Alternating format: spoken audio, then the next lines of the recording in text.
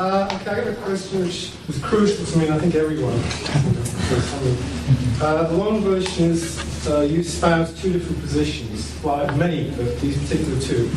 The first one acknowledges that it's possible to transform yourself or investigate your world in a different way, and thereby save the planet. So you were saying at one point that even though, individually, in the face of insurmountable odds, it's possible to actually do that. And you seem to be quite optimistic about that. There's obviously within your realm of possibility that's involved with shamanism work and so forth. Now, on the other hand, obviously, a lot of people are aware there's a whole body of end-time scripts coming from shamans, from Indian tribes. I mean, going back to Nostradamus, there isn't, to my knowledge, I may be getting wrong, but there exists this overwhelming body of prophecy, which is a lot of which was produced on these sort of psychedelic drugs.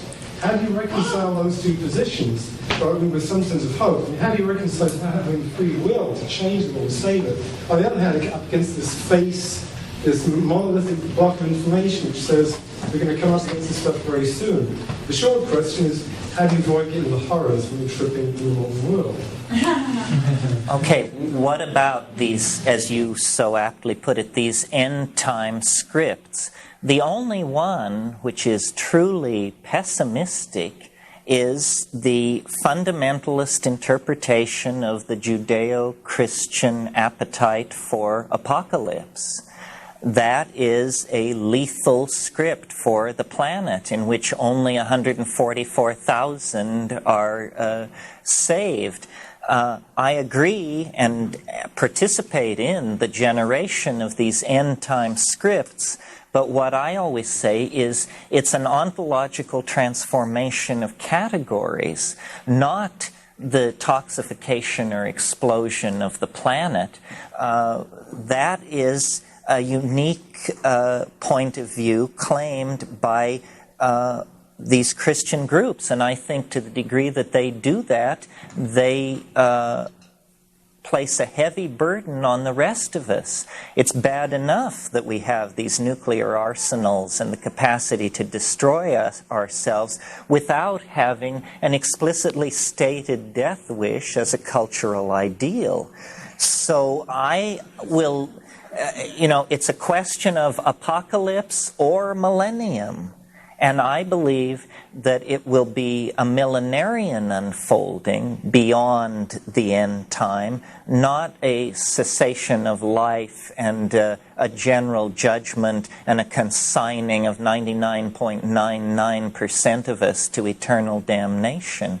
How do you avoid getting the willies? A lot of people do get the willies when they are tripping and they come up against this end-time stuff. I think that the only cure is to stick with it. I always think of Frank Herbert's excellent advice that he puts into the mouth of his character Muad'Dib bin Dune. He says, when the fear comes, it comes like a great wind. And what you do is you simply clamp down and wait, and it will blow itself out. One of the first things a psychedelic voyager must learn to do is to discipline the hind brain. The hind brain is a creature of fight or flight, and you must just turn to that and say, now see here. We are neither going to fight nor fly from this. We are simply going to freeze and watch, and the fear builds up. It's a chemical thing, and it builds up, and then those same systems that destroy the DMT, that deanimate and dealkylate it, will take the fear apart before your very eyes and leave you in peace. So we are in a great temporal vortex. This is not the subject of tonight's lecture, but it is the subject of much of my thinking. The fact that we are being funneled toward a kind of ultimate historical crisis. To the degree that you have bought in to the assumptions and values and aspirations of historical society, it's going to look to you like the world is just flying to pieces. To make it make sense, we have to decondition ourselves from those values and those assumptions and realize that we are embedded in the body of Gaia. The creode along which the development of life on this planet is being propelled has walls which are extremely steep and high. There is very little possibility of us jumping out of that groove and creating a kind of apocalypse for ourselves and the planet, because we are not in this matter free agents. This matter of whether or not the planet shall be destroyed is something which the overmind or the superego of the species reserves unto itself. The proof of that in the present historical moment has got to be that a bloodthirsty nudnik like Ronald Reagan will sign an IMF agreement.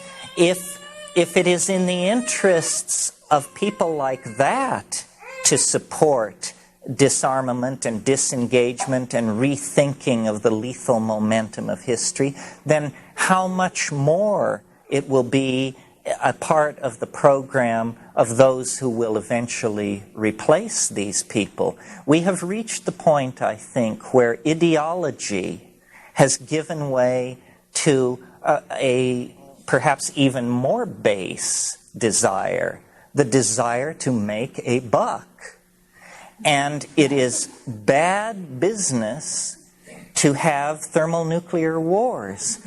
Therefore, the hysterical war hawks of capitalism, or of not even capitalism, but this fundamentalist, self-righteous, demagogic democracy, and of Marxist, millenarian, save-the-world types, has been completely read out of the picture. Governments are growing more and more irrelevant, while banking, commerce, and investment are beginning to dictate terms to these institutions. It is bad business to blow up the world, and this is the great salvation of all of us, even though we may not be particularly keen on the business ethic or mentality. So I'm very optimistic.